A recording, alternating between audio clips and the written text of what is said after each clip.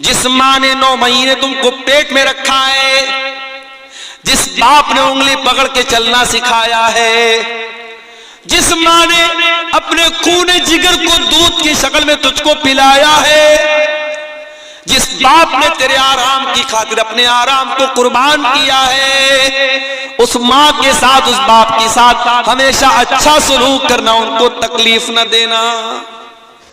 अस्सलामु अलैकुम रहमतुल्लाहि व बरकातहू। अब्दुल गफ़ार सल्फ़ी मौलाना आप सभी हजरात बयान को ज़्यादा से ज़्यादा सुनने की कोशिश करें और बयान तकरीर को सुनें। पेट के डॉक्टर के पास रहेगी, गैस्ट्रोलॉजिस्ट के पास रहेगी। पेट के अंदर जरा सी गैस हो जाए, इंसान डॉक्टरों के पास भागता है। अगर 1 घंटा आपके पेट में कोई चीज रह जाए, आप बेचैन हो जाएंगे। मेरे प्यारे साथियों, जिस पेट में 1 घंटा तक आप कुछ हवाओं को अपने पेट में रहने नहीं देते, थोड़ी सी गैस पेट में बन जाए तो जीना हराम हो जाता है। उसी पेट में एक औरत 9 महीने तक अपने बच्चे को रखती है। जरा कैलकुलेटर ले जाकर के चेक कर लेना कि 9 महीने में कितने घंटे और कितने मिनट आते हैं। 1 घंटा आप अपने पेट में कोई एक्स्ट्रा बोझ नहीं रख सकते। मां अपने बच्चे को 9 महीने में तकरीबन 4000 से भी ज्यादा घंटे तक अपने पेट में अपने बच्चे को रखती है। और जब बच्चे को जन्म देती है तो समझो कि वो जीवन की बहुत बड़ी अग्नि परीक्षा देती है, अपने जिंदगी को दांव पे लगा देती है। और तब जाकर के बच्चा पैदा होता है। और वही बच्चा जब जवान होता है, उस मां को गाली दे के घर से निकाल भी देता है।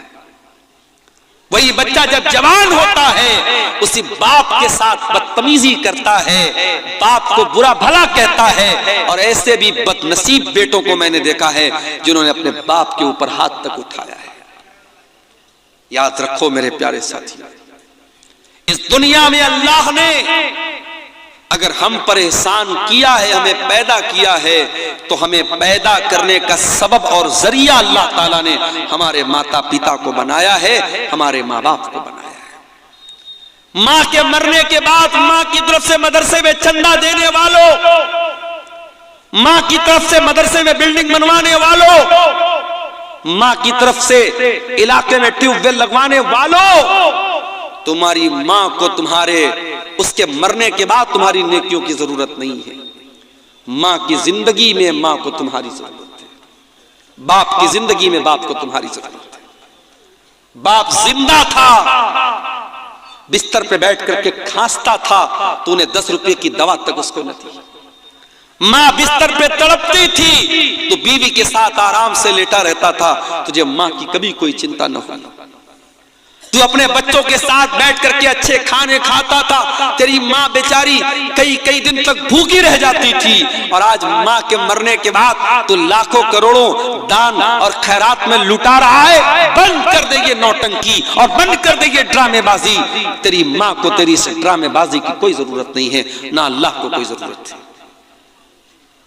वबिल वालिदैन एहसाना, अल्लाह दूसरा हुक्म ये दे रहा है कि अपने माता पिता के साथ अच्छा सलूक करो।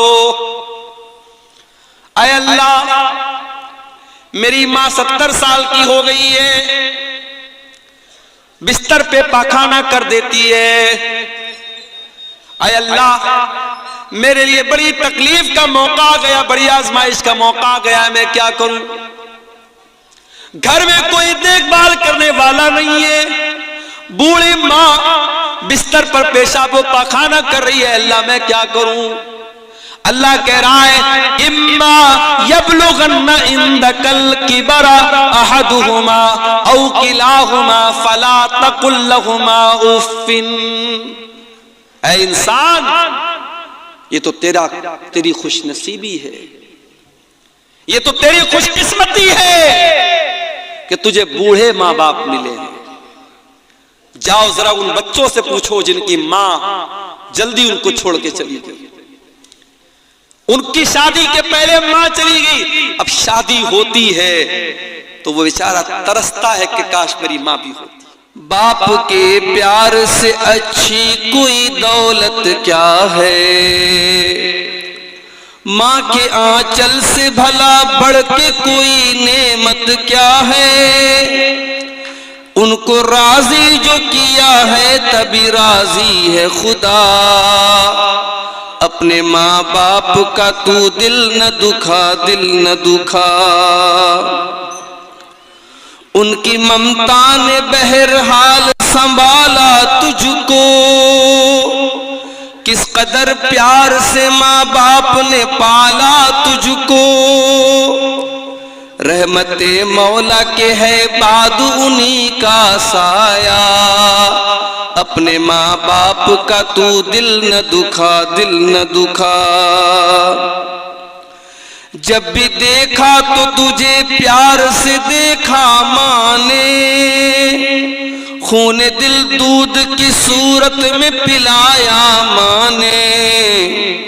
तूने उस प्यार के बदले उसे कुछ ना दिया।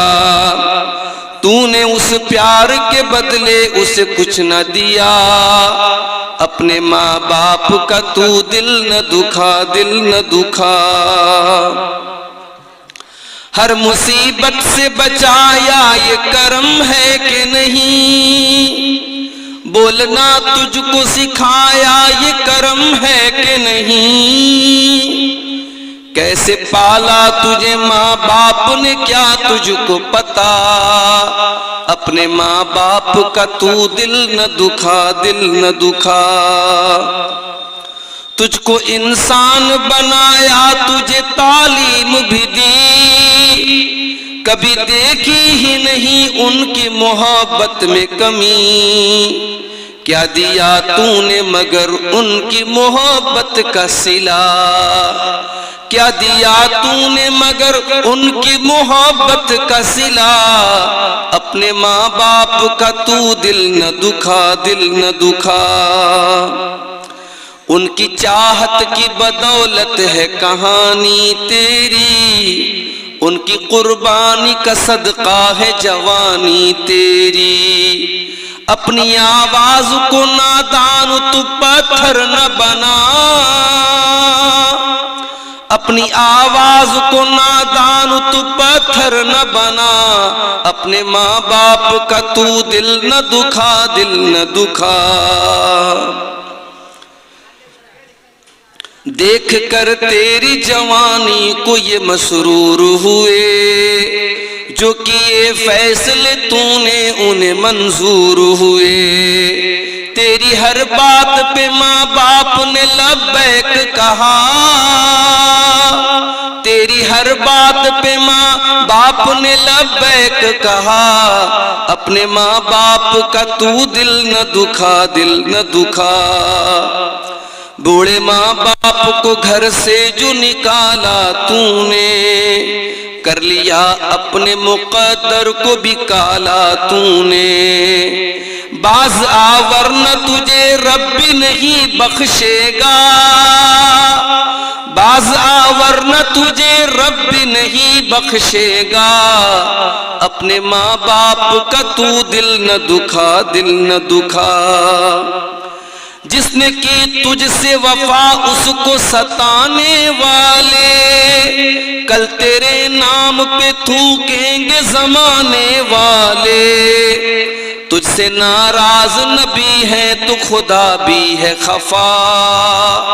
अपने माँ बाप का तू दिल न दुखा, दिल न दुखा। तेरे माँ बाप ने किस प्यार से पाला तुझको। खुद रहे भूखे दिया मुंह का निवाला तुझको। उनके जरिए से है नादान मुक़द्दर तेरा। उनके जरिए से है नादान मुक़द्दर तेरा। अपने माँ बाप का तू दिल न दुखा, दिल न दुखा। तेरे बेटे भी कहाँ रोटियां देंगे तुझको। ये भी तेरी ही तरह गालियां देंगे तुझको। तू भी है साहिब औलाद ये क्यों भूल गया। तू भी है साहिब औलाद ये क्यों भूल गया, अपने माँ बाप का तू दिल न दुखा, दिल न दुखा। इनसे अच्छी नहीं देखी कोई सूरत कैसर, है सरापा ये मोहब्बत ही मोहब्बत कैसर। काम आती है बुरे वक्त में इनकी ही दुआ, काम आती है बुरे वक्त में इन्हीं की दुआ। अपने माँ बाप का तू दिल न दुखा, दिल न दुखा। अपने माँ बाप का तू दिल न दुखा, दिल न दुखा। मोहतरम उलमाए किराम, बुजुर्गों और दोस्तों, नौजवान साथियों, माँ और बहनों, प्यारे बच्चों, मदरसा मिफ्ताहुल उलूम खैरूगंज अररिया में आज का ये प्रोग्राम बड़े ही वक़ार के साथ चल रहा है। मौसम में ठंडक है, फिर भी आप हजरात ठंडक को बर्दाश्त करते हुए स्टेज के सामने मर्द हजरात भी और हमारी माएँ और बहनें भी पिंडाल के नीचे बैठी हैं। मैं इस जज्बे की हौसला अफजाई करता हूँ और मैं अल्लाह ताला से दुआ करता हूँ जिस तरीके से अल्लाह ताला ने हमें और आपको यहाँ कहने की और सुनने की तौफीक दी है, अल्लाह ताला इन बातों पर हम सबको अमल की भी तौफीक अता फरमाए, आमीन। आज 24 दिसंबर की तारीख थी। अंग्रेजी कैलेंडर 12 बजे के बाद चेंज हो जाता है, उस हिसाब से 25 दिसंबर की तारीख शुरू हो चुकी। 25 दिसंबर का दिन क्रिसमस के त्योहार के नाम से मनाया जाता है। हमारे यहाँ तकरीबन तमाम सरकारी स्कूल, मदरसे, सरकारी ऑफिसेस 25 दिसंबर को बंद रहते हैं, छुट्टी होती है। क्रिसमस के इस त्योहार पर हमारे बहुत सारे मुसलमान भाई भी अपने आप को सेकुलर साबित करने के लिए, अपने आप को मानवतावादी साबित करने के लिए और भाईचारा और इंसानियत को दिखाने के लिए और ये बताने के लिए कि हम कट्टर नहीं हैं, हम सख्त नहीं हैं, सोशल मीडिया पर, चाहे वो ट्विटर हो, चाहे वो फेसबुक हो, चाहे वो व्हाट्सएप के स्टेटस हो, चाहे इंस्टाग्राम की स्टोरी हो, मुख्तलिफ सोशल मीडिया के प्लेटफॉर्म्स पर वो क्रिसमस की मुबारकबाद भी देते हैं। मेरे अजीजों, हम और आप इंसान हैं, लेकिन इंसानों में अल्लाह ताला ने, करोड़ों इंसानों में हमें और आपको अल्लाह ताला ने बहुत बड़ा करम यह किया कि हमें और आपको मुसलमान बनाया है।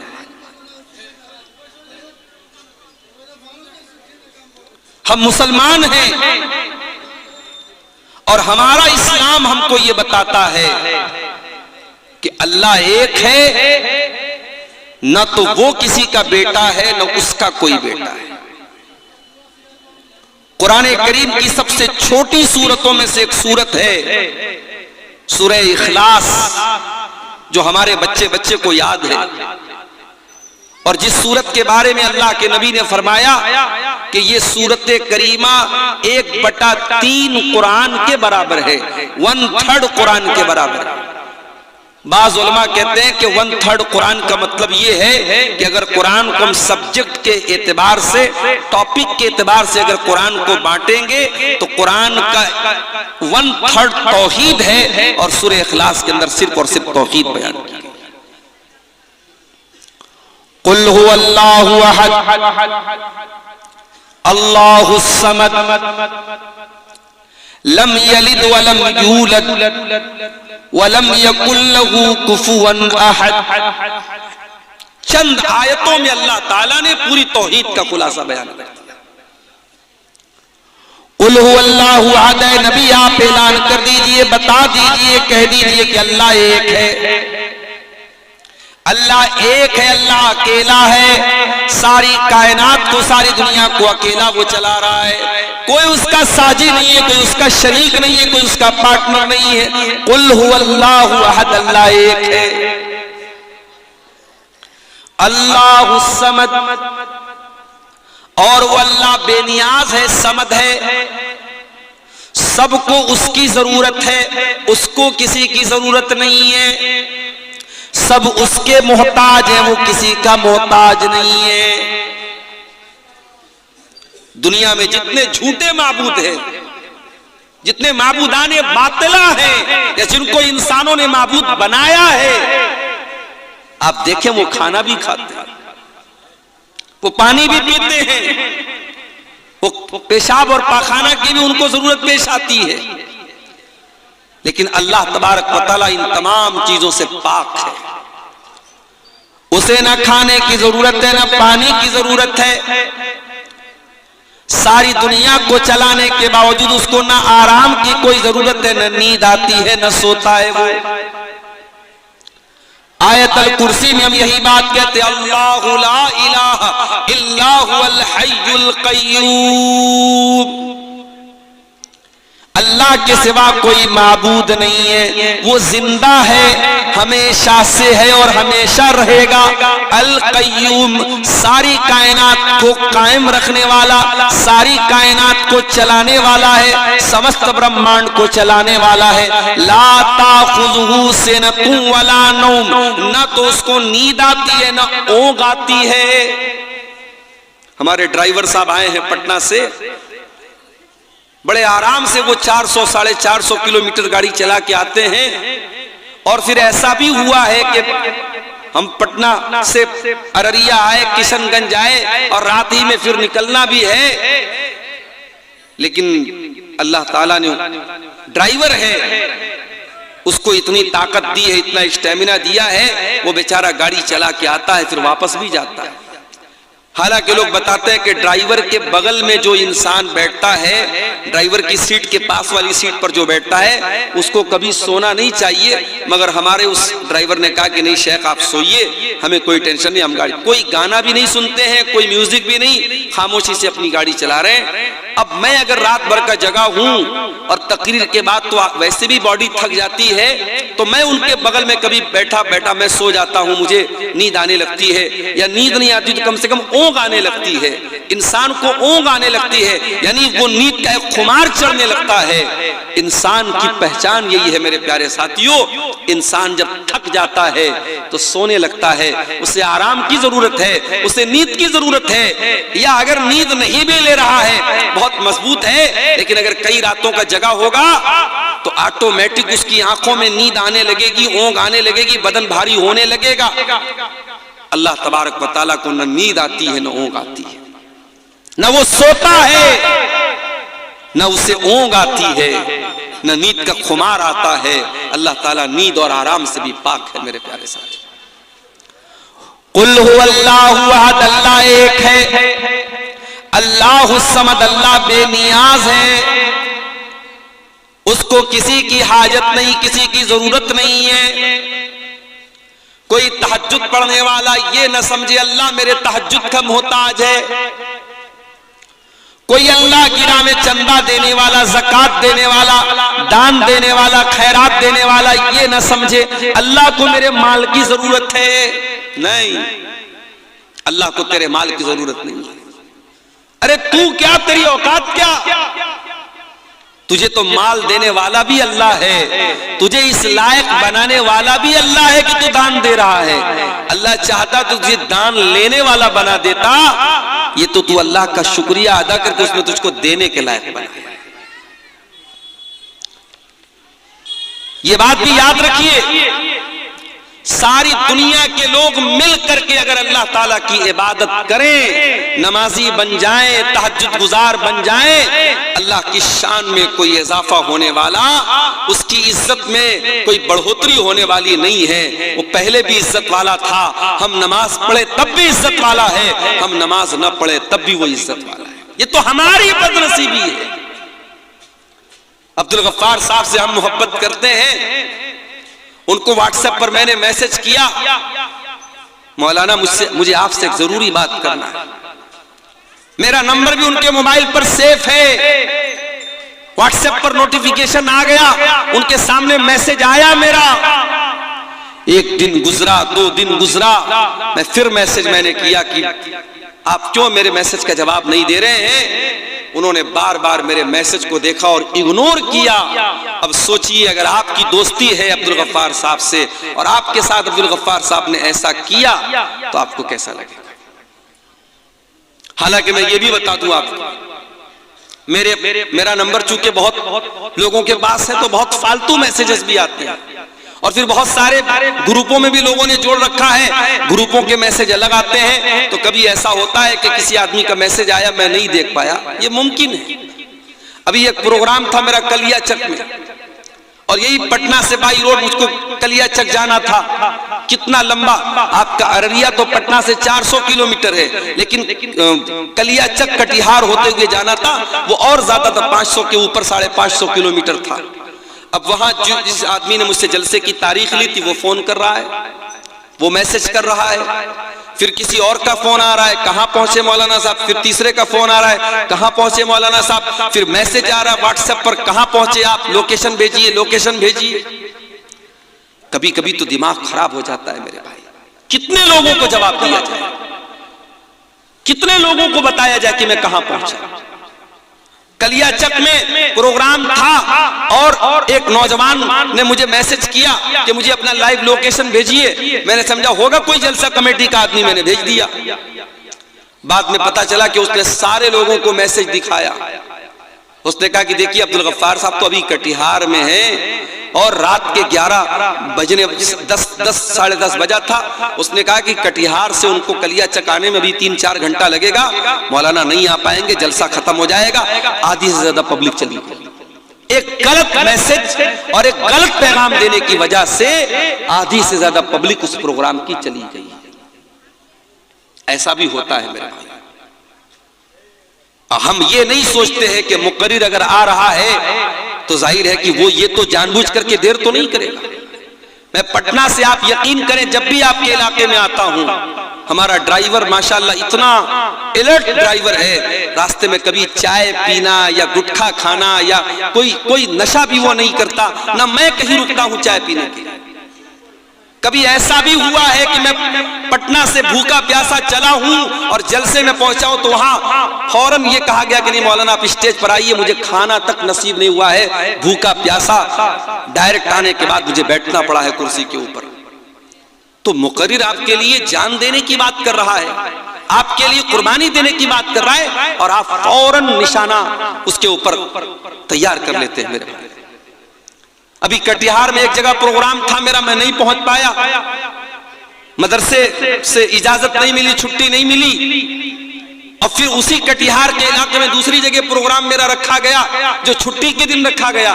तो मेरे पास फोन आ रहा है कि मौलाना साहब हमारे गांव में आप नहीं आए थे, फला जगह आप आएंगे तो हमारे नौजवान आपसे बदतमीजी करेंगे और आपसे बदला ले लेंगे और ये करेंगे। मेरे प्यारे साथियों, ये क्या अफसोस का मकाम नहीं है? क्या ये इज्जत है आपकी नजर में उलमा की?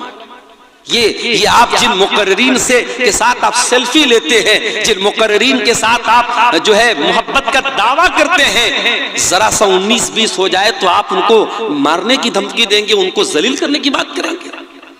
वल्लाह मुझे बहुत तकलीफ होती है।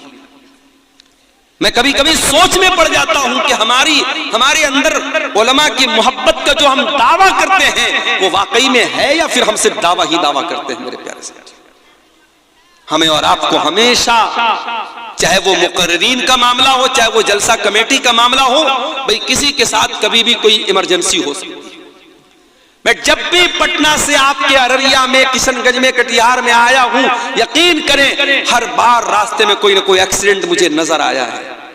कोई ट्रक जाकर के किसी कार को मार रही है, किसी ट्रक ने किसी बाइक को मार दिया है। आज भी हम लोग आए तो रास्ते में दो जगह एक्सीडेंट मिला था। अल्लाह ना करे, अल्लाह मेरी हिफाजत करे, सारे उलमा की हिफाजत करे। ये एक्सीडेंट हमारे साथ भी हो सकता है मेरे भाई। जब आप प्रेशर बनाएंगे, ड्राइवर पूरी स्पीड में गाड़ी चलाएगा, रात का टाइम है, कोहरे का टाइम है, कुछ हादसा भी हो सकता है। हमें और आपको ये मजबूरियां नजर नहीं आती, हमें जबान हिलाने में देर नहीं लगती। हम उलमा को लालची तक कह देते हैं, उनके कैरेक्टर तक पर सवाल उठा देते हैं और उनको बुरा भला तक कह देते हैं। और अगर आलिम किसी वजह से ना आए तो हम जलसा कमेटी को दोषी करार देते हैं कि आप लोगों ने झूठ मूठ नाम दे दिया, उनको नहीं बुलाया, आपने उनसे बात नहीं की। मेरे प्यारे साथियों, कभी भी किसी के साथ कोई इमरजेंसी हो सकती है, हमें और आपको ये बात याद रखनी चाहिए। तो इंसान है, हम एक दूसरे के मोहताज हैं। अल्लाह किसी का मोहताज नहीं, अल्लाह एक है, अल्लाह हुस्समद, अल्लाह बेनियाज है, उसको किसी की हाजत नहीं है, उसको किसी की जरूरत नहीं है। वो न थकता है न आराम करता है, वो सारी कायनात को चला रहा है, उसे न नींद आती है न ऊँघ आती है। लम यलिद वलम यूलद, उसने न किसी को जन्म दिया है, न उसका कोई बेटा है, वलम यूलद, और न वो किसी का बेटा है, न उसका कोई बेटा है, न उसका कोई बाप है। उसने न किसी को जन्म दिया है, न उसको किसी ने जन्म दिया है। ये है हमारा अकीदा। क्रिसमस मनाने वालों का क्या अकीदा है? एक एक्टर है, कॉमेडियन है, हंसी मजाक करने वाला, जो टीवी पर आता है, फिल्मों में आता है, उसका नाम है सुनील ग्रोवर। अभी उसका एक वीडियो मैंने देखा, वो क्रिश्चियन है। उसने कहा साहब जीसस, लोग पूछते हैं जीसस कौन है, ईसा कौन है? कहता है आओ मैं बताता हूं, जीसस गॉड है, गॉड के बेटे हैं, गॉड है। ये सुनील ग्रोवर का अकीदा नहीं है, ये सारे ईसाइयों का अकीदा है। वो ईसा अलैहिस्सलाम को अल्लाह के बराबर मानते हैं, अल्लाह का बेटा मानते हैं। और वो ये अकीदा रखते हैं कि 25 दिसंबर को ईसा अलैहिस्सलाम पैदा हुए हैं, अल्लाह का बेटा पैदा हुआ है, नऊजुबिल्लाह। ये उनका अकीदा है। और हम बड़े मानवतावादी और बड़े सेकुलर, हम जाकर के कहते भाई तू अल्लाह के बेटे की पैदाइश की खुशी मना रहा है, मैरी क्रिसमस, मैरी क्रिसमस, मुबारक हो तेरा ये त्योहार, हम उसे मुबारकबाद दे रहे हैं। याद रखो मेरे प्यारे साथियों, क्रिसमस की मुबारकबाद देना गोया अल्लाह ताला को गाली देना है, गोया ये इकरार करना है कि हाँ तू अल्लाह के बेटे की पैदाइश की खुशी मना रहा है, मैं तुझको मुबारकबाद दे रहा हूं। और ये इतना बड़ा गुनाह है, इतना बड़ा गुनाह है कि कुरान के अंदर अल्लाह ताला सूरह मरियम के अंदर कहता है वक़ालू इत्तख़ज़र रहमानु वलदा लक़द जीतुम शैअन इद्दा तकादु समावातु यतफ़त्तरन मिन्हु व तनशक़्क़ुल अर्दु व तख़िर्रुल जिबालु हद्दा अन दअू लिर्रहमानि वलदा। ये लोग कहते हैं कि रहमान ने बेटा बना दिया, ये कहते हैं अल्लाह का बेटा है। तुमने बहुत गंदी बात अपनी मुंह से निकाली। ये इतनी खतरनाक बात है कि आसमान फट पड़े, जमीन फट जाए और पहाड़ गिर जाए, उतनी खतरनाक बात नहीं है जितनी खतरनाक बात ये है कि तुम ये बात कहते हो कि रहमान ने बेटा बना लिया, अल्लाह ने बेटा बना लिया। तो 25 दिसंबर की तारीख आ रही है, हमें और आपको मेरे प्यारे साथियों, मैं अभी व्हाट्सएप पर एक ऐसे ग्रुप में जिसमें मौलवी लोग हैं, आलिम लोग हैं, दीनदार लोग हैं, उस ग्रुप में मैंने एक मैसेज देखा। एक साहब कह रहे थे माशाअल्लाह मेरी बेटी ने स्कूल में बड़ी अच्छी पेंटिंग बनाई है।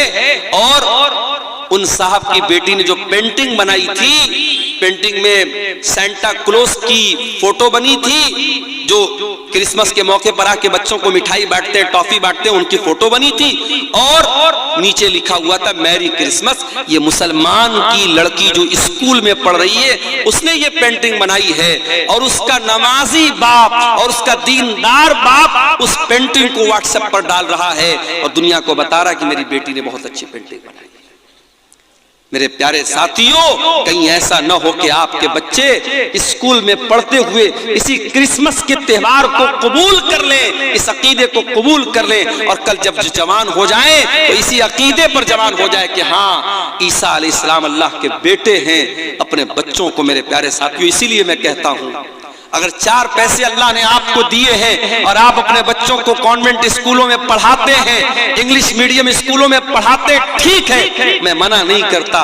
जरूरी नहीं है कि हर आदमी अपने बच्चे को आलिम बनाए, जरूरी नहीं है कि हर बच्चा मदरसे में पढ़े, स्कूल में भी आप पढ़ा सकते हैं। मगर हाँ, अगर आपके बच्चे को स्कूल में दीन की तालीम नहीं मिल रही है तो मस्जिदों के अंदर या स्कूल के टाइम के अलावा टाइम के अंदर कोई ऐसा सिस्टम होना चाहिए कि आपका बच्चा दीन की बेसिक तालीम हासिल करे, इस्लाम की बुनियादी तालीम हासिल करे, ताकि आपका बेटा कल जब जवान हो जाए तो अपने दीन की बुनियादों को वो न भूले, अपने दीन की बुनियाद पर कायम रहे। मेरे प्यारे साथी, गौर करो, आज मुसलमान क्रिसमस मना रहा है और इसी क्रिसमस के त्योहार के 5-6 दिन के बाद जब दिसंबर की आखिरी तारीख आएगी, जिसको नए साल की रात कहा जाता है, तमाम बड़े बड़े शहरों में बड़े बड़े होटल सज जाएंगे, नाचने वालियों को बुलाया जाएगा, गाने वालियों को बुलाया जाएगा, म्यूजिक का प्रोग्राम होगा, नाच गाने का प्रोग्राम होगा, शराब बहुत ज्यादा पी जाएगी, जिना बहुत ज्यादा किया जाएगा, रात भर लोग नाचेंगे, मौज मस्ती करेंगे, और इस तमाम रंग रलियों के कामों में हमारा मुसलमान भाई भी शामिल होगा। और सिर्फ मुंबई की बात नहीं कर रहा हूं, सिर्फ दिल्ली की बात नहीं कर रहा हूं, सिर्फ कलकत्ता की बात नहीं कर रहा हूं, अब आपके कटिहार में, आपके किशनगंज में, आपके पूर्णिया में, आपके अररिया में, आपके फॉरबिसगंज में, आपके सिलीगुड़ी में, आपके न्यू जलपाईगुड़ी में, आपके दार्जिलिंग में, ये तमाम आपके करीब के जो बड़े बड़े शहर और इलाके हैं, वहां भी नए साल का पूरा जश्न मनाया जाता है। बड़े महंगे महंगे होटल बुक होते हैं और आपके मुसलमान नौजवान भी इन बुराइयों में शामिल होते हैं। मेरे प्यारे साथी, अल्लामा इकबाल ने सही कहा था, वज़ा में तुम हो नसारा तो तमद्दुन में हुनूद, ये मुसलमान है जिन्हें देख के शर्माए यहूद। ये कैसे मुसलमान हैं जिनको देख के यहूदी भी शर्माते हैं? ये ऐसे मुसलमान हैं कि इनको देख के यहूदी भी शर्माते हैं। इनकी हरकतें मेरे प्यारे साथियों ऐसी हैं। आज ऐसे दौर और हालात में मेरे प्यारे साथियों हम जी रहे हैं, और आज अफसोस इस बात का होता है, हम नए साल का जश्न मना रहे हैं। 2024 खत्म हो रहा है, 2025 आ रहा है, हम नए साल का जश्न मना रहे हैं। फेसबुक पर हम लिखते हैं हैप्पी न्यू ईयर, व्हाट्सएप पर स्टेटस लगाते हैं हैप्पी न्यू ईयर। अरे मेरे भाई, ये हैप्पी न्यू ईयर मनाने का टाइम नहीं है। अगर कुछ करना है तो 31 दिसंबर की रात में ये सोचो कि ऐ अल्लाह, मेरी जिंदगी का 1 साल और गुजर गया, 1 साल और गुजर गया, 365 दिन का 1 साल, अंग्रेजी कैलेंडर का 1 साल और गुजर गया। ऐ अल्लाह, इस 1 साल में भी मैं नमाजी नहीं बन सका, अगर मैं दीनदार नहीं बन सका, अगर मैं अपनी बुराइयों से दूर न हो सका, मैं अपनी कमजोरियों पर कंट्रोल नहीं कर पाया, अपने अंदर पाई जाने वाली खामियों को दूर नहीं कर सका, तो ऐ अल्लाह, मैं बहुत बड़ा नादान हूं कि जिंदगी का 1 साल और कम हो गया, और अपनी कब्र से, अपनी मौत से मैं 1 कदम और करीब हो गया, और उसके बाद भी मैं अगर अपने आप को नहीं सुधार पा रहा हूं तो ये रोने का मकाम है, ये अफसोस करने का मकाम है, ये कोई जश्न मनाने का मकाम नहीं है, ये कोई खुशी मनाने का मकाम नहीं है। मेरे प्यारे साथी, अल्लाह ताला हमारे नौजवानों को सही समझ अता फरमाए और क्रिसमस के त्योहार पर उनको हर किस्म के शिरकिया कामों से दूर रहने की तौफीक दे, और फिर नए साल के जश्न के नाम पर होने वाली बेहयाई से और बुराई से अल्लाह तबारक व तआला हमारे नौजवानों की हिफाजत फरमाए। मेरे भाइयों, खुतबे मसनूना के बाद मैंने आपके सामने कुरान मजीद के 15वें पारे की कुछ आयतें पढ़ी थी, और आज की तकरीर में 15वें पारे की उन्हीं आयतों को कुछ आपके सामने समझाना है और उसी मौजू पर आपके सामने बात रखनी है। कुरान करीम के 15वें पारे में सूरह बनी इस्राइल की आयत नंबर 22 से लेकर के 39 तक, आयत नंबर 22 से लेकर के 39 तक अल्लाह ताला ने 18 आयतों में 15 बातें बयान की। और आप जानते हैं मेरी आदत नहीं है किस्से कहानी सुनाने की, आप जानते हैं मेरी आदत नहीं है फजूल बातें करने की। मैं चाहता हूं कि ये 15 बातें जो अल्लाह ताला की नसीहत है, उन 15 बातों को हम समझ लें। इंशाअल्लाह अगर इन 15 बातों को हमने समझ लिया तो फिर दुनिया और आखिरत की कामयाबी हमें हासिल हो जाएगी और हम बहुत सारी बुराइयों से बच जाएंगे।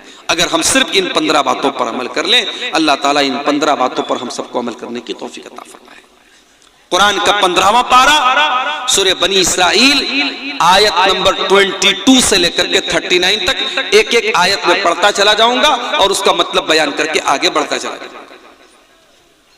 कुरान की पहली नसीहत, ला तजअल मअल्लाहि इलाहन आखर।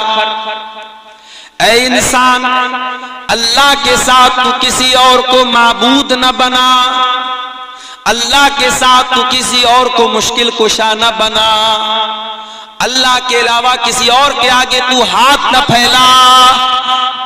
फतक़ुद मज़मूमम मख़ज़ूला, वरना तू जलील होकर के बैठ जाएगा, रुसवा होकर के बैठ जाएगा। अगर तूने शिर्क कर दिया तो तेरी दुनिया भी बर्बाद हो जाएगी, तेरी आखिरत भी बर्बाद हो जाएगी।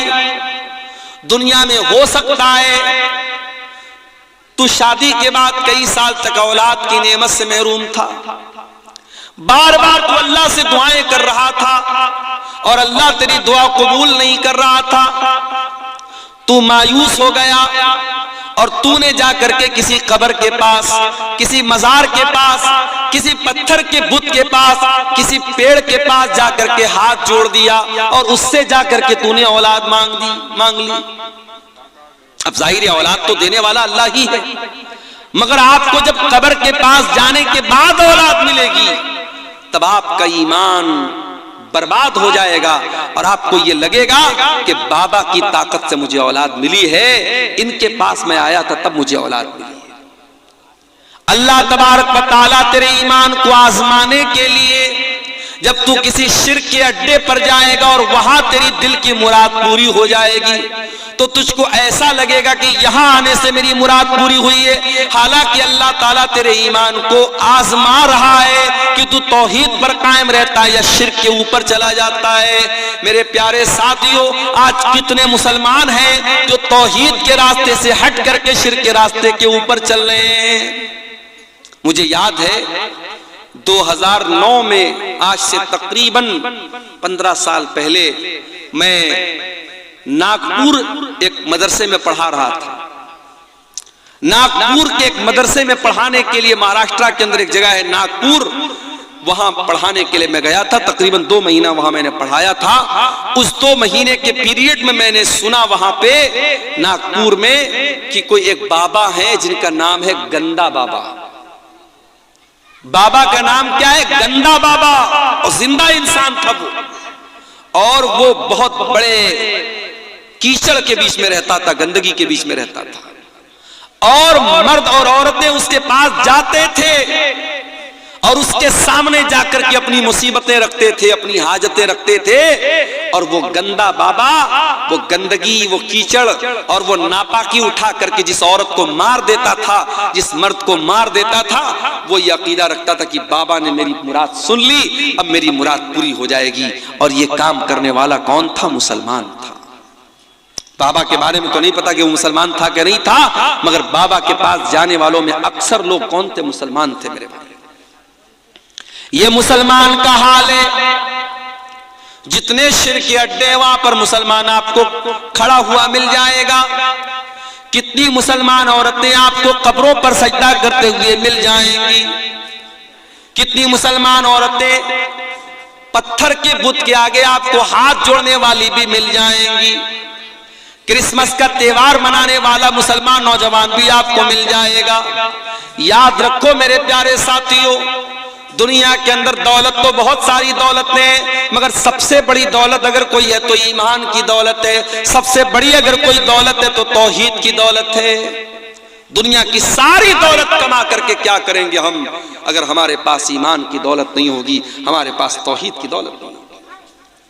कल कयामत का दिन होगा, अल्लाह ताला पूछेगा, ऐ खैरूगंज के रहने वाले मुसलमान, तू बड़ा गरीब इंसान था, तू झोपड़ी में रहता था, तू महीने का 5-6 हजार रुपया महीना कमाता था, बड़ी मुश्किल से तेरी दाल रोटी चलती थी, तू मेरे पास क्या लेकर के आया है?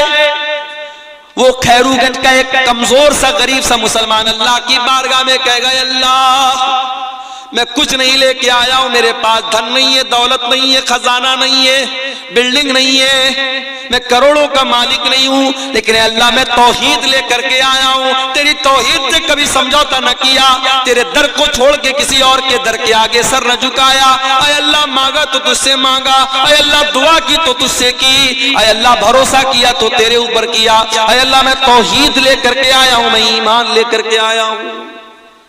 और वो गरीब मुसलमान, वो गांव देहात का रहने वाला गरीब मुसलमान जिसके पास कुछ नहीं था, कमजोर से मकान में रहता था, तौहीद लेके अल्लाह क्या जाएगा, अल्लाह उसको जन्नत में दाखिल करेगा।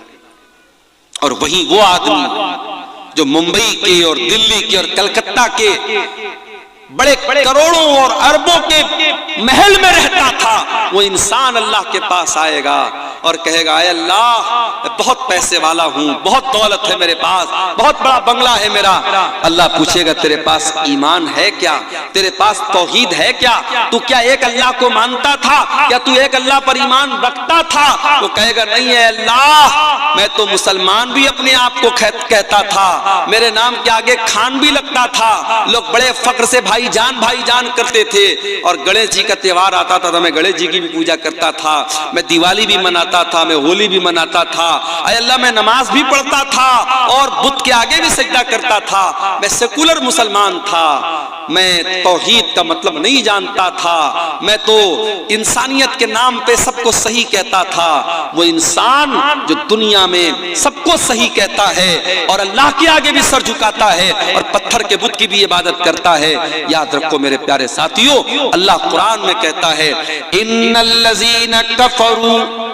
इन्नल्लज़ीना कफरू व मातू व हुम कुफ्फारुन फलन युक़बल मिन अहदिहिम मिल्उल अर्ज़ि ज़हबा। जो लोग ईमान के बगैर दुनिया से चले गए, कुफ्र की हालत में मर गए, तौहीद के बगैर मर गए, अल्लाह कह रहा है कि कल कयामत के दिन अगर वो जमीन भर के सोना भी अगर लेके आ जाए, फलन युक़बल मिन अहदिहिम, तो उनका जमीन भर के सोना भी अल्लाह कबूल नहीं करेगा। सब कुछ है तेरे पास, अगर तौहीद नहीं है अल्लाह ताला तेरा जमीन भर के सोना भी कबूल नहीं करेगा। हजरत आयशा अल्लाह के नबी से सवाल करती हैं, अय अल्लाह के नबी, अब्दुल्ला बिन जुदान बड़ा नेक आदमी था, बड़ा गरीबों की मदद करता था, दान करता था, खैरात करता था, गरीबों की यतीमों की मदद करता था।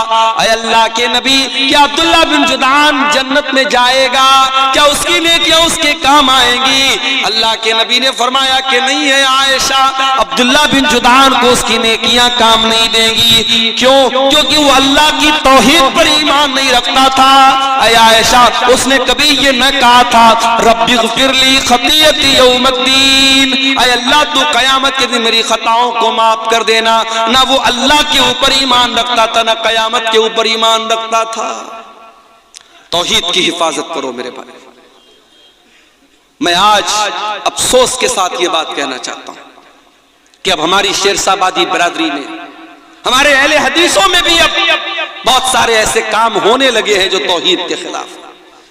मैं देखता हूं, इसी फील्ड में रहता हूं, जब प्रोग्रामों में आता हूं मैं देखता हूं अब अहले हदीसों के घरों में भी बच्चों के गले में काले काले धागे और तावीज नजर आने लगे हैं। जिन घरों में औरतें जाहिल हैं, जिन घरों में औरतों को तौहीद के बारे में नहीं मालूम, उन घरों में बच्चों को तावीज भी पहनाया जा रहा है, उनको नजर का टीका भी लगाया जा रहा है, उनके हाथों में गंडा भी बांधा जा रहा है। मेरे प्यारे साथियों, कभी ये मत सोचना कि हम अहले हदीस हैं, हमारा अकीदा तो पत्थर की लकीर है, हमारा अकीदा कभी खराब नहीं हो सकता।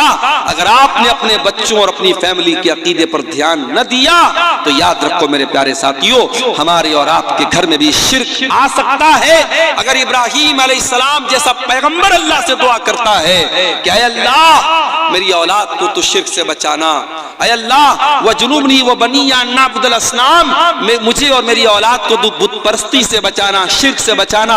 अगर इब्राहीम जैसे पैगंबर को ये डर है तो हमें और आपको अपने बच्चों के बारे में ज्यादा डरना चाहिए और हमें अपने बच्चों की और अपनी तौहीद की फिक्र करना चाहिए। अल्लाह ने पहली नसीहत की, ला तजअल मा अल्लाहि इलाहन आखर, अल्लाह के साथ किसी को शरीक मत करना।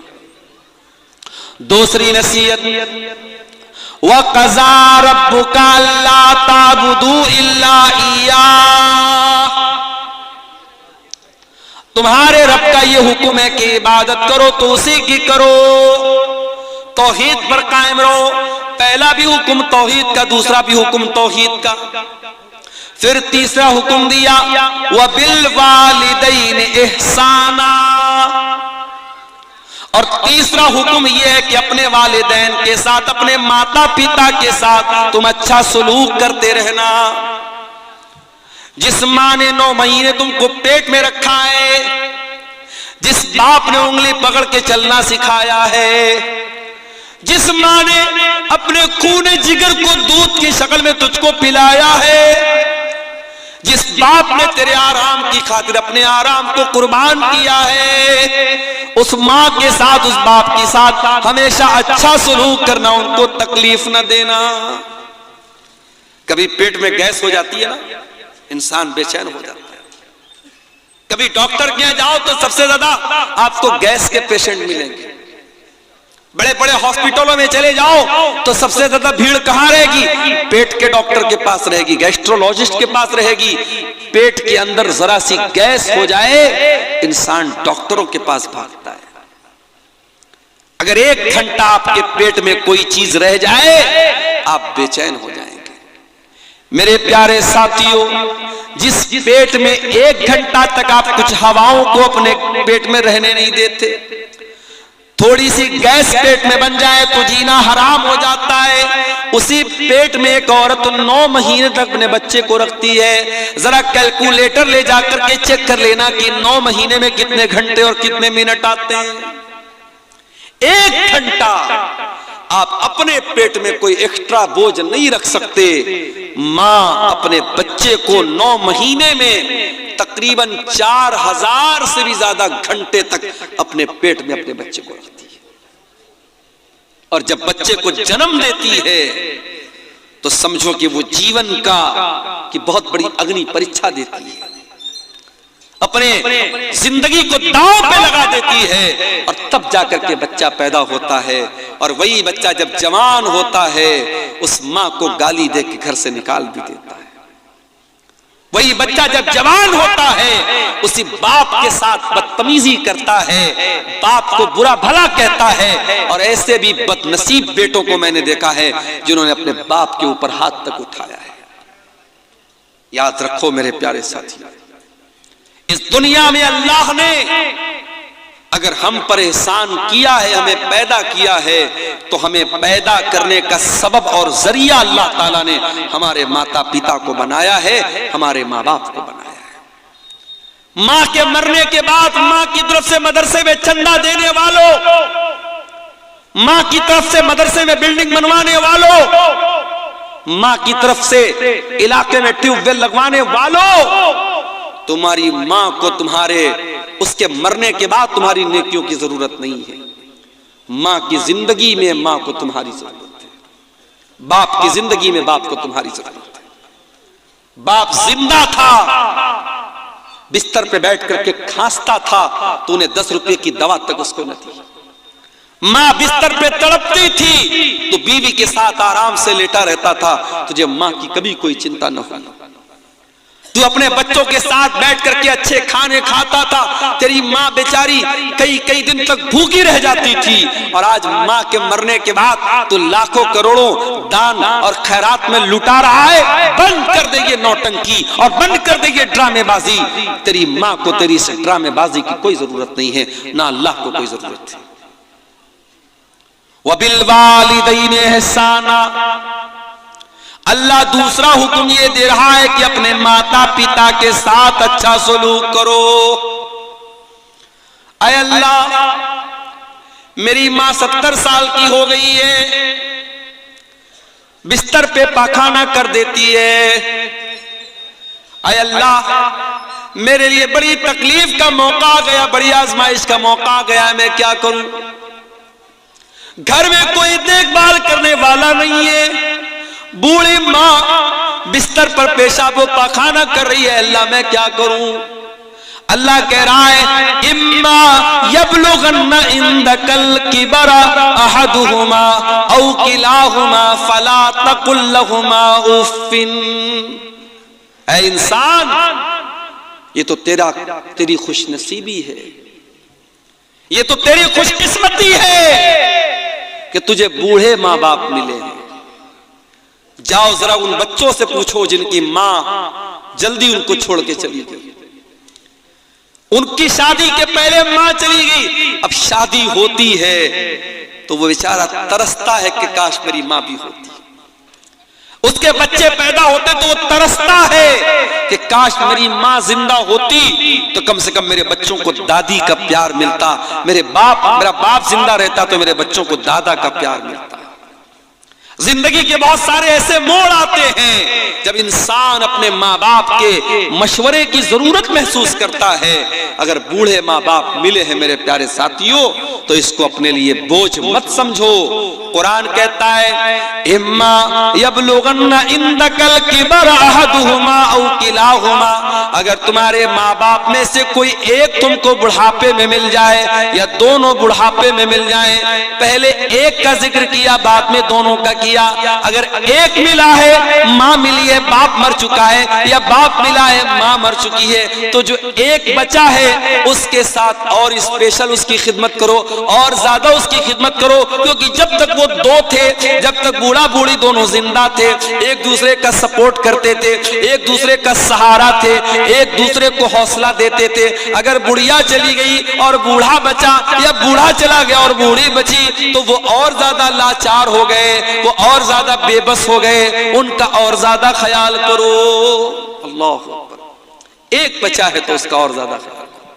अल्लाह ने पहले एक का जिक्र किया, कहा अगर तुम्हारे माता पिता में से कोई एक तुमको मिल जाए या दोनों मिल जाए तो तुम्हें क्या करना है? फरमाया फला तकुल लहुमा उफ्फिन, उनको कभी उफ भी मत कहना। उफ का मतलब समझते हो? जैसे हमारे यहाँ बोलते हमारे यहाँ अपनी आम जबान में हम जब किसी को हकारत की नजर से क्या बोलते, ऐसा बोलते हैं। अपने माँ बाप को हट भी नहीं कहना है, हूं भी नहीं कहना है, उप भी नहीं कहना है। यानी सबसे हल्की तकलीफ पहुंचाने का तरीका क्या है? किसी को हट कह दिया जाए, किसी को हूं कह दिया जाए, माँ बाप को हूं भी ना कहा जाए। अच्छा एक बात बताओ, तजर्बे की बात बता रहा हूं आपको। कभी कभी जब माँ बाप बूढ़े हो जाते हैं ना तो उनकी कुछ बातें बड़ी बच्चों वाली हो जाती है। जैसे बच्चे हर बात के लिए जिद करते हैं, बूढ़े माँ बाप भी जिद करने लगते हैं। अब मान लीजिए कि आपकी बीवी ने रोटी बनाई है और उसकी बूढ़ी सास ने कहा कि मैं रोटी नहीं खाऊंगी, चावल क्यों नहीं बनाया, मुझे चावल चाहिए, मुझे चावल चाहिए। तो आपको लगता है यार मेरी बूढ़ी माँ क्यों जिद कर रही है, रोटी क्यों नहीं खा रही है? अगर बूढ़ी माँ ने कह दिया कि चावल चाहिए तो ये समझ करके चावल बना दो कि मेरी बूढ़ी माँ की जिद है। क्योंकि एक वक्त था जब तू 3 साल का था और जब तू जिद करता था अपनी माँ से, अपने बाप से, तो तेरे माँ बाप हर हाल में तेरी जिद पूरी करते थे। मेरे प्यारे साथियों, अपने बच्चों से भी इस कदर मोहब्बत करते हैं कि बच्चों की जरा सी तकलीफ हम बर्दाश्त नहीं कर सकते। तो जब वही हमारे माँ बाप जब बूढ़े हो गए तो हम अपना बचपन याद करें कि जब हम छोटे थे हमारे माँ बाप ने हम पर मोहब्बत लुटाई थी। आज वो बूढ़े हो गए हैं और अल्लाह ताला कुरान में कहता है जिसको हम उम्र दराज बना देते हैं, बूढ़ा बना देते हैं, वमन नुअम्मिरहु नुनक्किसहु फिल खल्क, उसे उल्टा कर देते हैं। बचपन की जिद और बचपन की शरारत और बचपन का लड़कपन बुढ़ापे में लौट जाता है। तो बूढ़े माँ बाप की बहुत सारी जिद को नजरअंदाज कर दिया करो मेरे भाई। अभी एक दिन मेरी 2 साल की बच्ची है मेरी, घर पे खेल रही थी, खेलते खेलते सीढ़ी के पास पहुंची, गिरने लगी। मेरी बीवी की नजर पड़ी, बीवी ने हाथ पकड़ा उसका, अब हाथ को जोर से पकड़ के खींचा ताकि बच्ची गिर ना पाए, और वो हाथ जोर से खींचने में बेटी का मेरे जो हाथ वो उतर गया। बच्चों का हाथ कमजोर होता है, हाथ उसका उखड़ गया। अब बच्ची बहुत तेज चिल्लाने लगी, उसको किसी पल करार नहीं। मैं मदरसा गया हुआ था, अब बीवी बेचारी रो रही है, बच्चे अलग परेशान। मैं मदरसे से घर आया, मैंने क्या बात है, तो मालूम हुआ कि बच्ची का हाथ उखड़ गया है। फौरन हमारे इलाके के हड्डी के डॉक्टर थे, उनके पास लेके गया, और डॉक्टरों के पास तो तजर्बा होता है। वो फौरन उन्होंने देख करके वो समझ गए कि क्या मामला है। उन्होंने फौरन उसको बच्ची का हाथ पकड़ के कैसे उसको घुमाया, बिल्कुल ठीक हो गया उसका हाथ। तो ये उतनी देर के लिए समझिए कि बच्ची रो रही है, बच्ची तड़प रही है, और हम और बच्ची की जो माँ है, हम दोनों लोगों के लिए एक एक मिनट एक एक पल बड़ा भारी गुजर रहा था। और जैसे ही बच्ची खेलने लगी, मुस्कुराने लगी, ऐसा लगा कि हमारा दिल बाग बाग हो गया। मेरे प्यारे साथियों, ये बचपन का दौर होता है। फिर जब हम बड़े होते हैं और हमारे माँ बाप जब बूढ़े होते हैं और वो किसी बात के लिए अगर जिद करते हैं या उनको कोई तकलीफ पहुंचती है या वो दवा टाइम से नहीं खाते हैं, तो हम उनको डांटने लगते हैं कि क्यों आप दवा नहीं खाते हैं, आप कोई बात नहीं मानते। मेरे भाइयों, हम अपने बचपन को याद करें। हमारी बहुत सारी नादानियों को हमारे माँ बाप माफ कर देते थे। आज बूढ़े हो गए हैं, आज उनसे बहुत सारी गलतियां हो सकती हैं, चिड़चिड़ापन आ सकता है, जिद हो सकती है। उनकी जिद को नजरअंदाज कर देना। कुरान कहता है वकुल लहुमा कौलन करीमा, अपने माँ बाप से तू अदब से बात करना, सम्मान से बात करना, रिस्पेक्ट के साथ बात करना। जो बूढ़े माँ बाप तुझे मिल जाए तो उनसे बड़े अदब के साथ बात करना। वक़्फ़िज़ लहुमा जनाहज़्ज़ुल्लि मिनर रहमा वक़ुर रब्बिरहमहुमा कमा रब्बयानी सगीरा। और ऐ इंसान, तू जितना बड़ा बन जाए, इलाके का एमएलए बन जाए, एमपी बन जाए, करोड़पति बन जाए, अरबपति बन जाए, जब अपनी माँ के पास बैठा कर, जब अपने बाप के पास बैठा कर, तो अपने आप को डाउन टू अर्थ कर लिया कर, अपने आप को झुका लिया कर, अपने आप को नरम कर लिया कर। अपने आप को कभी अपनी माँ से ऊंचा बनने की कोशिश न करना, अपने बाप से ऊंचा बनने की कोशिश न करना। जितने बड़े भी हो, बाप के लिए तुम बेटे हो, माँ के लिए तुम बेटे हो। अपने माँ बाप के लिए अपने आप को झुका करके रखना, अपने आप को बिछा करके रखना। और अल्लाह ने एक दुआ सिखाई, मेरे भाइयों, इस दुआ को याद कर लो। जब दुआ के लिए हाथ उठाया करो, अपने माँ बाप के लिए ये दुआ जरूर किया करो। रब्बिरहमहुमा कमा रब्बयानी सगीरा, ऐ परवरदिगार मेरे माँ बाप पर रहम फरमा, जिस तरीके से उन्होंने बचपन में मुझको पाला है। यानी हमारी ये औकात नहीं है, हमारी ये हैसियत नहीं है, हमारे बस की ये बात नहीं है कि हम अपने माँ बाप का बदला उतार सके, उनके एहसानात को उतार सके। हम अल्लाह के हवाले कर रहे हैं कि ऐ अल्लाह, तू हमारे माँ बाप का एहसान तू उतार देना, तू उन पर रहम कर देना। हजरत उमर ने एक आदमी को देखा था, अपनी माँ को अपने कंधे पर बिठा के खाने काबा का तवाफ करा रहा था। अपनी बूढ़ी माँ को अपने कंधे पर बिठाकर खाने काबा का तवाफ करा रहा था। और जब तवाफ करा लेता है, कहता है कि अमीरुल मोमिनीन, ऐ हजरत उमर, आज ऐसा लगता है कि मैंने अपनी माँ का हक अदा कर दिया है, मैंने माँ के दूध का कर्जा उतार दिया है, मैंने माँ के एहसानात का बदला उतार दिया है, मैंने अपने कंधे पर बैठ करके अपनी माँ को तवाफ कराया है। हजरत उमर ने कहा, अरे तू माँ का एहसान उतारने की बात करता है, अभी तो तेरी माँ ने तुझको जन्म देते वक्त जो तेरी माँ के मुंह से जो तकलीफ की आवाज आई थी, जो दर्द की आवाज आई थी, अभी तो तूने उस दर्द की आवाज का भी हक अदा नहीं किया है। माँ ने जन्म देते वक्त जो तकलीफ उठाई थी, अभी तो तूने उस आवाज का भी हक अदा नहीं किया है। अपने माँ बाप का कर्जा हम कभी नहीं उतार सकते मेरे भाई। इसलिए अल्लाह कह रहा है कि माँ बाप के साथ भलाई करो, उनको कोई तकलीफ मत पहुंचाओ और उनके लिए दुआ करो।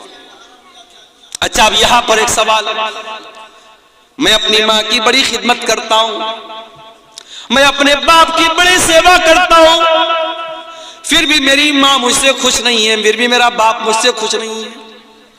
मेरे दिल में माँ बाप के लिए कोई बुराई नहीं है, मैं अपनी तरफ से बेहतर करता हूं, मगर मेरे माँ बाप मुझसे नाराज रहते हैं। अल्लाह कहता है रब्बुकुम आलमु बिमा फी नुफूसिकुम इन तकूनु सालिहीना फइन्नहु काना लिल अव्वाबीन गफूरा। तुम्हारा परवरदिगार तुम्हारे दिल के हालात को भी जानता है, तुम्हारे दिल के अंदर क्या है। दुनिया को पता हो या ना पता हो, अल्लाह को तो सब पता है। अगर वाकई में तुम्हारे दिल में कोई चोर नहीं है और दिल में तुम्हारे माता पिता का सम्मान है, माँ बाप की इज्जत करते हो, माँ बाप का हक अदा करते हो, और फिर भी माँ बाप को तुमसे शिकायत है, तो कोई मसला नहीं, अल्लाह माफ करेगा, क्योंकि तुम्हारे दिल के हालात को अल्लाह जानता है। तो ये दूसरी नसीहत है मेरे भाई। तीसरी नसीहत, व आतिज़ल कुर्बा हक़्क़हु वल मिस्कीन व इब्न सबील, और अपने रिश्तेदार को भी उसका हक दो, और गरीबों को भी उनका हक दो, और मुसाफिरों को भी उनका हक दो। माँ बाप के बाद अल्लाह ताला ने रिश्तेदार का जिक्र किया है। आप अररिया के हैं, अगर आपके रिश्तेदार पूर्णिया में है, आपके रिश्तेदार कटिहार में है, आपके रिश्तेदार बंगाल में है, तो आपको पता होना चाहिए हमारे रिश्तेदार कौन कौन है। और अगर आपको अल्लाह ने दौलत से नवाजा है और आपके रिश्तेदारों में कोई जरूरतमंद है, तो आप जब ज़कात निकालें, जब दान खैरात करें, जब चंदा दें, जब सदका खैरात करें, तो अपने रिश्तेदार को तरजीह दें, रिश्तेदार की पहले मदद करें। रिश्तेदार की जब आप मदद करेंगे तो आपको डबल सवाब मिलेगा, रिश्तेदारी का भी सवाब मिलेगा और सदका देने का भी सवाब मिलेगा। आज बड़े अफसोस की बात है, एक इंसान मदरसे में बढ़ चढ़ करके हिस्सा लेता है, मस्जिद बनवाने में बढ़ चढ़ करके हिस्सा लेता है, और उसका अपना सगा भाई बेचारा परेशान हाल है, दाने दाने का मोहताज है, उसके बच्चे भूखे रहते हैं, उसके पास ढंग का मकान भी नहीं है। मेरे प्यारे साथियों, ये इंसानियत नहीं है, ये इस्लाम नहीं है, ये शरीयत नहीं है कि आप पेट भर के खाना खा लें और आपका अपना भाई भूखा प्यासा रहे। अल्लाह कह रहा है वह आतिज़ल कुर्बा हक़्क़हु, अपने रिश्तेदार को उसका हक दो, वल मिस्कीन, और जो गरीब लोग हैं, जो मिस्कीन लोग हैं, जो समाज का दबा हुआ तबका है, उसकी तुम मदद करो। वो इब्न सबील, और कोई मुसाफिर है, यूपी से आया है, आसाम से आया है, कश्मीर से आया है, सफर में उसकी किसी ने पॉकेट मार ली, उसका पर्स चोरी हो गया, अब बेचारा वो मदद मांग रहा है, मुसाफिर है, मजबूर है, उसकी मदद करो, उसको तुम अपने माल, अपनी ज़कात की रकम भी उसको तुम दे सकते हो। अल्लाह ने माँ बाप का जिक्र करने के बाद ये तीसरी नसीहत की कि रिश्तेदार को, गरीब को और मुसाफिर को उसका। उसके बाद चौथी नसीहत, वला तुबज़िर तबज़ीरा, और अल्लाह के बंदो, माल के अंदर फजूल खर्ची ना करना, नाजायज जगहों पर अपना माल खर्च ना करना। इन्नल मुबज़्ज़िरीन कानू इख़वान शयातीन, बेशक फजूल खर्ची करने वाले, शराब पर पैसा लुटाने वाले, ज़िना पर पैसा लुटाने वाले, लड़कियों के नंबर पर रिचार्ज करवाने वाले, नाजायज रिश्ता बनाने के लिए अय्याशी करने वाले और हराम जगहों पर पैसा खर्च करने वाले, इन्नल मुबज़्ज़िरीन कानू इख़वान शयातीन, वो शैतान के भाई हैं। पैसा हमारा नहीं, कोई ये ना कहे पैसा मेरा है, नहीं, हमारी क्या औकात है मेरे भाई, पैसा अल्लाह का है, अल्लाह ने हमको दिया है, अल्लाह ने हमको दिया है, अल्लाह चाहता तो हमें ना देता। और ये भी याद रखो, दुनिया में दौलत इंसान के टैलेंट से नहीं मिलती, इंसान के इल्म से नहीं मिलती। बड़े बड़े आलिम हैं, बड़े पढ़े लिखे लोग हैं, बड़े बड़े डिग्री वाले लोग हैं, वो तरस रहे हैं, बड़ी मुश्किल से अपना घर चला रहे हैं, और जाहिल और अंगूठा छाप लोग करोड़ों कमा रहे हैं इसी दुनिया में, इसी इलाके में। आप देख लीजिए, पटना के अंदर मैंने देखा ऐसे ऐसे लोग ओला बाइक चला रहे हैं जो इंजीनियरिंग पढ़े हुए हैं और बड़ी आला तालीम हासिल किए हुए हैं, और क्या कर रहे हैं, वो बाइक चला रहे हैं किराए पर, मुसाफिरों को बिठा बिठा के। यानी जो काम ऑटो का होता है, रिक्शा का होता है, वो बाइक का वहां काम हो रहा है, ओला बाइक चला रहे हैं। तो पढ़ाई लिखाई से पैसा नहीं का ताल्लुक नहीं है मेरे भाई। ठीक है, आप पढ़ लिख लेंगे, अल्लाह करे आपको अच्छी नौकरी मिल जाए, अच्छा मकाम मिल जाए, मगर जरूरी नहीं है कि आपके इल्म के एतबार से आपको पैसा मिले। तो अगर अल्लाह ने आपको पैसे वाला बनाया है तो ये मत कहिए कि पैसा मेरा है, पैसा अल्लाह का है। और जब पैसा अल्लाह ने आपको दिया है तो ये पैसा कहां खर्च करना है और ये पैसा कहां से आया है, दोनों का हिसाब अल्लाह को देना पड़ेगा। अल्लाह के प्यारे नबी फरमाते हैं, ला तज़ूलु क़दमा इब्ने आदम मिन इंदि रब्बिही यौमल क़ियामा। क़यामत के दिन इंसान अपनी जगह से हिल नहीं पाएगा जब तक 5 सवालों का जवाब न दे दे। और उन 5 सवालों में एक सवाल ये भी होगा, वअन मालिही मिन ऐन इक्तसबहु व फीमा अनफ़क़हु। तूने माल कहां से कमाया और कहां खर्च किया। हराम जगहों पर पैसा खर्च करने वाले शैतान के भाई हैं। अपने जायज काम पर अगर आप जरूरत से ज्यादा पैसा खर्च करते हैं, जैसे राहुल गांधी का जूता अभी आजकल बड़ा चर्चा में चल रहा है। राहुल गांधी ने, पता नहीं, मैंने वीडियो देखा नहीं है, ये बयान किया जा रहा है, कहने वाले बोल रहे हैं कि राहुल गांधी ने किसी को जूता मार दिया तो बेचारा आईसीयू में चला गया। तो इंटरनेट पर मैंने चेक किया तो पता लगा वो 4 लाख का जूता है। भाई 4 लाख के जूते से किसी को मारोगे तो कहां जाएगा, आईसीयू में ही जाएगा। हम लोग घड़ी पहनते बड़ी मुश्किल से, टाइटन की घड़ी है 1000-2000 की घड़ी आती है। कुछ लोग साहब राडो की घड़ी पहनते हैं, और पता नहीं कौन कौन सा ब्रांड आता है, 1.5 लाख की 2-2 लाख की घड़ी पहनते हैं लोग।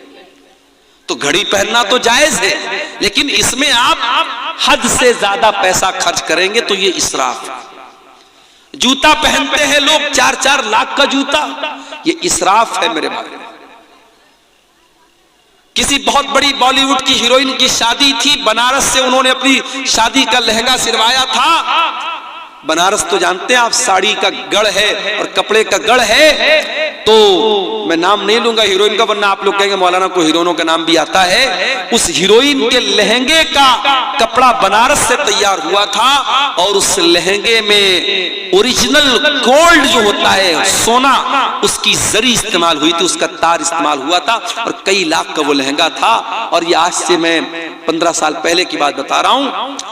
एक हीरोइन की शादी हुई तो उनका लहंगा बनारस से तैयार हुआ था। शादियों पर कितना खर्च हो रहा है देखिए। उत्तर प्रदेश के मेरठ में एक शादी हुई, लड़के ने अपनी साली को घड़ी, साली ने आकर के घड़ी पहनाई, तो घड़ी पहनाने की जो रस्म थी उसका जो पैसा दिया दुल्हे ने 2.5 लाख रुपया दिया। 2.5 लाख रुपया उसको घड़ी की पहनाई का दिया। और मौलवी साहब ने जिन्होंने निकाह पढ़ाया, उनको निकाह पढ़ाने का इनाम 11 लाख रुपए दिया गया। और दूल्हे साहब को ससुराल से जो पैसा मिला इनाम के तौर पे, जहेज के तौर पे, 2.5 करोड़ रुपया कैश मिला। ये न्यूज बाकायदा आई थी। उत्तर प्रदेश के सिद्धार्थ नगर में शादी हुई, मुसलमान की बात बता रहा हूं, किसी गैर मुस्लिम की बात नहीं बता रहा हूं। मुसलमान की शादी हुई, वो बारातियों पर नोट लुटा रहा था। 20 लाख रुपए उसने नोटों की गड्डियां हवा में लुटा दी, 20 लाख रुपए लुटा दी उसने बारातियों के ऊपर। ये मुसलमान ये काम कर रहा है। अल्लाह कह रहा है, वला तुबज़्ज़िर तबज़ीरा, फजूल खर्ची न करना, इन्नल मुबज़्ज़िरीना कानू इख़वान अश-शयातीन। फजूल खर्ची करने वाले शैतानों के भाई हैं। व कान अश-शैतानु लिरब्बिही कफूरा, और शैतान अपने रब का बहुत बड़ा नाशुक्रा है। कितनी चीजें हो गई? 4 चीजें हो गई। अब पांचवी चीज भी सुन लीजिए, वइम्मा तुरिज़न्ना अन्हुम इब्तिगा रहमतिन मिन रब्बिका तरजूहा फकुल लहुम क़ौलन मैसूरा। अगर तुम्हारे पास गरीब को देने के लायक, रिश्तेदार को देने के लायक पैसा नहीं है और वो तुमसे मदद मांगने के लिए आया है, अल्लाह ने पहले देने का तरीका बताया। अगर देने की ताकत नहीं और मना करना है तो मना कैसे किया जाए, मना करने का तरीका भी बता दिया। फरमाया फकुल लहुम क़ौलन मैसूरा। अपने उस रिश्तेदार को अगर पैसा देने की ताकत नहीं है तुम्हारे अंदर तो नरमी के साथ माजरत कर लेना, एक्सक्यूज बयान कर देना, अपना उज्र बयान कर देना, उसके साथ सख्ती ना करना, उसको डांट करके मत भगाना, उसको झिड़क करके ना भगाना, नरमी के साथ, प्यार के साथ, मोहब्बत के साथ उसको रवाना कर देना। अगर कोई आपके दरवाजे पर मदद मांगने के लिए आ जाए, कोई साइल आ जाए, तो कुरान कह रहा है उसको कभी सख्ती के साथ बात मत करो, मोहब्बत के साथ, नरमी के साथ कह दो भाई अभी मेरे पास नहीं है, बाद में तुम आ जाना। ये ना देने का तरीका अल्लाह ताला ने बयान किया। उसके बाद फरमाया इन्ना रब्बका यबसुत, उसके बाद फरमाया वला तजअल यदका मगलूलतन इला उनुकिका वला तबसुतहा कुल्लल बस्ति फतक़उद मलूमन महसूरा। बड़ी जामे आयत है कुरान की। बाज़ उलमा कहते हैं कि इस एक आयत पर अगर कोई देश अमल करे उस देश की अर्थव्यवस्था सही हो जाए। आज हमारे देश की अर्थव्यवस्था क्यों चौपट है? क्योंकि मामला वही है, अंधेर नगरी चौपट राजा वाला मामला आ चुका है। आज हम रोड पर चलते हैं, चाहे रोड अच्छी हो चाहे रोड खराब हो, हर किलोमीटर पर आज टोल देना पड़ रहा है। बनारस से, पटना से आपके अररिया आने के दौरान कई टोल पड़े, और अभी यहां से अगर हमको बंगाल जाना पड़ जाए तो कई टोल पड़ेंगे। यानी एक एवरेज अगर जोड़ा जाए तो हर किलोमीटर पर 2 रुपया टोल टैक्स हमको देना पड़ता है। हम बाइक खरीदते, कार खरीदते हैं, ऑलरेडी उस बाइक और कार की जब हम कीमत अदा करते हैं अच्छा खासा अमाउंट हम रोड टैक्स में देते हैं। उसके बावजूद जब हम सड़क पर गाड़ी निकालते तो हमें टोल टैक्स भी देना पड़ता है। और इतनी इनकम के बावजूद आज कितने देश में हमारे भूखे मर रहे हैं। यानी देश की अर्थव्यवस्था सही नहीं हो पा रही है। कुरान हमें अर्थव्यवस्था को सही करने का तरीका बता रहा है, कुरान हमें इकोनॉमी को सही करने का तरीका बता रहा है। अल्लाह कह रहा है वला तजअल यदका मगलूलतन इला उनुकिका, अपनी गर्दन को अपने हाथ को अपनी गर्दन से बात करके मत रखो। यानी अपने हाथ को बिल्कुल समेट करके मत रखो, जहां जरूरत पड़े खर्च करो। वला तबसुतहा कुल्लल बस्ती, और अपने हाथ को पूरी तरीके से फैला भी मत दो। अगर बहुत ज्यादा फैला दोगे, अपनी लिमिट से ज्यादा खर्च करोगे, फतक़उद मलूमन महसूरा, तो जलील होकर के और थक हार करके बैठना पड़ेगा। अगर अपनी चादर से बड़ा पैर फैलाओगे तो पैर खुल जाएगा और जलील हो जाओगे। जितनी बड़ी चादर है उतना ही पैर फैलाओ। बहुत ज्यादा कंजूसी भी मत करो और बहुत ज्यादा सखावत भी मत करो। बहुत सारे लोग होते हैं, पैसा भी है, दौलत भी है, लेकिन अपने बच्चों को ना अच्छा खिलाते हैं ना खुद अच्छा खाते हैं। रोजाना वही घर में एक तरीके की सब्जी बन रही है, वही एक तरीके का गोश्त बन रहा है, वही नॉर्मल चीजें बन रही हैं। जबकि अल्लाह ताला ने दौलत दी है, अच्छा खा सकता है, अच्छा पहन सकता है, न ढंग का कपड़ा पहनता है न ढंग का खाना खाता है। नहीं मेरे भाइयों, अगर अल्लाह ने दौलत दी है, अच्छा खाओ, अच्छा पहनो, ये भी अल्लाह का शुक्र है। अच्छी नेमतें खाओ, जो जिस मौसम का फल मिल रहा है उस मौसम का फल खाओ, उस मौसम के मेवे खाओ, उस मौसम की अच्छी ग़िज़ाएं खाओ। अपने जिस्म पर खर्च नहीं किया तो क्या किया, अपने बच्चों पर खर्च नहीं किया तो क्या किया। मस्जिदें बनवा दी, मदरसे बनवा दिए, कब्रिस्तान में चंदा दे दिया, जमाने के लिए बहुत कुछ कर दिया। अगर अपने ऊपर और अपने बच्चों के ऊपर खर्च नहीं किया तो जिंदगी का कोई मतलब नहीं है मेरे प्यारे साथियों। अल्लाह कह रहा है न तो अपने हाथों को गर्दन से बांध करके रखो, न पूरी तरीके से फैला करके रखो। यानी बखीली भी नहीं करना है, कंजूसी भी नहीं करना है, और हद से ज्यादा सखावत भी नहीं करना है। जहां खर्च करने की जरूरत पड़े वहां खर्च करो, और जहां कंट्रोल करने की जरूरत पड़े वहां कंट्रोल करो, ना बखीली करो ना सखावत करो। उसके बाद फरमाया इन्ना रब्बका यबसुतुर रिज़्क़ लिमन यशाउ व यक़दिर व काना अल्लाहु बिइबादिही खबीरन बसीरा। तुम्हारे रब को पता है किसको रोजी ज्यादा देना है, किसको कम देना है। अल्लाह अपने बंदों को ज्यादा बेहतर तरीके से जानता है। किसी इंसान को रोजी कम मिली वो शिकवा ना करे, किसी को ज्यादा मिली वो गुरूर ना करे। रोजी अल्लाह बांटता है, रोजी की तकसीम अल्लाह ताला करता है। अल्लाह को पता है किसको कितना देना है। दौलत तो कारून को भी मिली थी, रोजी तो कारून को भी मिली थी, और इतनी दौलत मिली थी कि कारून के खजानों की चाबियां बड़े बड़े पहलवान उठाते थे और बड़ी मुश्किल से उठाते थे। मगर कारून बड़ा निकम्मा आदमी निकला, अपनी दौलत पर नाश करने लगा, गुरूर करने लगा, तकब्बुर करने लगा, अहंकार करने लगा। उसकी दौलत भी गई, उसका खजाना भी गया, ईमान से भी